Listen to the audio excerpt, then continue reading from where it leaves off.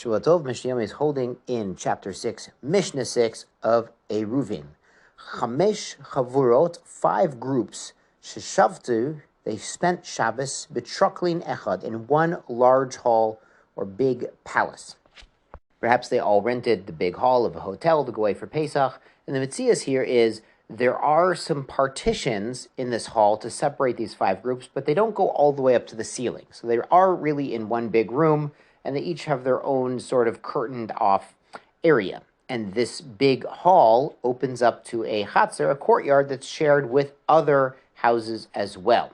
So the issue here is, do they all contribute to the Eruv chatzerot with the other houses in the courtyard as one unit, or as 5 different units? So Beit Shammai omrim Eruv l'kol chavur chavur. He says each group contribute separately to the Eruv, meaning each of them will pitch in money or a piece of bread, piece of matzah, whatever it is, some of the wine. Beit Hillel omrim Eruv echad kula, and he says all of them together count as one unit. They're all in one hall, and they can join in together in one donation to the communal Eruv. Modim, but they do agree, Beit Hillel agrees that they're separate, bizman shemikzoton shriyin bechadarim, when they're in separate rooms, Oba Oliot, or it's one of them is in the upper floor and the rest in the lower floor. Shen Suichin Eruv L'Kol Chabura Chabura. That once they're in a distinct room, a distinct place within the big traklin, the big hall, then they do need to contribute separately. So this can come up maybe in a hotel situation where everyone's in a separate room. Though I have heard from some poskim that if the hotel management has cleaning people that go into each room, they have permission to go into each room, then maybe it's not even necessary because they're still under one big reshutz that owns all of the rooms. So if it is a situation where you're with a bunch of groups for Shabbos in such an area, then consult your local halachic authority.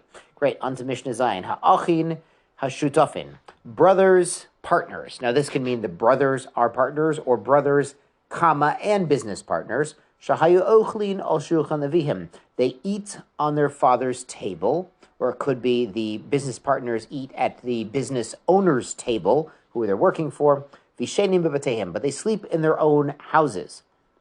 The partner here points out, lav dafka, they don't have to really eat at the father's table. They could even take food back home, but they're getting their food from their father or the business partners from the owner of the place where they're doing the business. Tzrichin eruv l'kol echad ve'echad. They all have to contribute to the Eruv in this courtyard. They're considered separate entities, not the same household. Similar to what we had in last Mishnah. Therefore,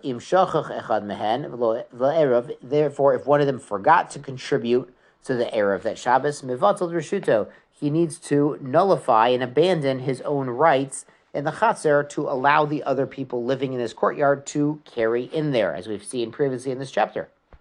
Mishnah continues, Eimatai, when is it true they have to join the Eruv separately, even though they're getting food from their father's table or the business owner's table? Bizman shemalichin Eruvan bimkom achar. That's when they place the Eruv, the shared bread, in a different house. Avolim hay Eruv ba'atzlon.